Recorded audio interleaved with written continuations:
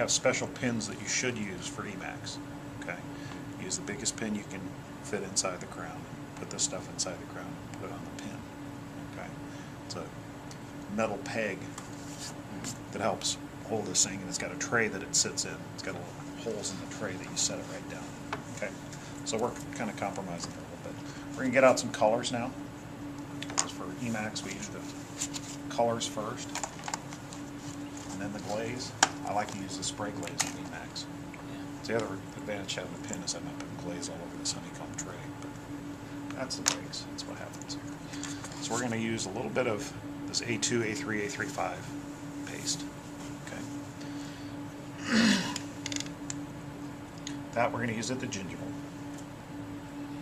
Okay, if we want to dilute that for Emacs, we need to use a little bit of diluting liquid. I really don't need to dilute it because it's not that concentrated. We're going to use a touch of blue. Okay. Just a touch. We're going to use a touch of white.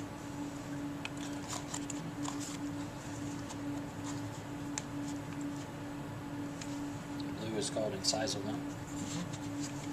Size of 1 and size of 2. Size of 2 is kind of a dark. Yeah, it's real dark. Okay. So we're going to take just a touch of this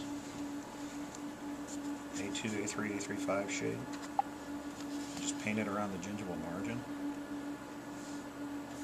Very small amount. Barely want to see it on the margins. Okay. Now when you're, for like a lot of the preps where you're up kind of high, do you do as much shading? No. I may stain the grooves a little bit. Just a real light amount of this stuff. Okay. Thin it out. So normally you'd spray your glaze on first. Nope. Not with these. Normally with Empress, I'm going to paint my glaze on first. Okay. Okay, with Emacs, I put the stains on. Okay, then I spray glaze over the top.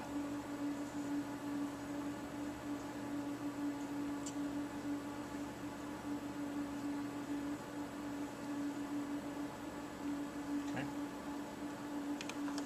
Take a little bit of that mahogany.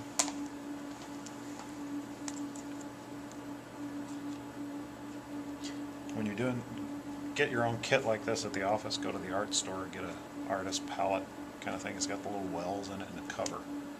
You can put these things in those little wells, close the cover, and they'll keep for a long time. Okay.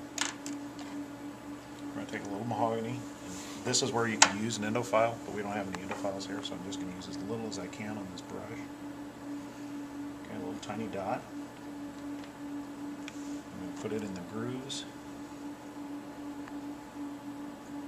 Just a little dot like that, a little dot like that, and I'm going to clean my brush out and I'm going to spread that out real thin. Okay, this may end up being way too much, but we're going to really dilute it out.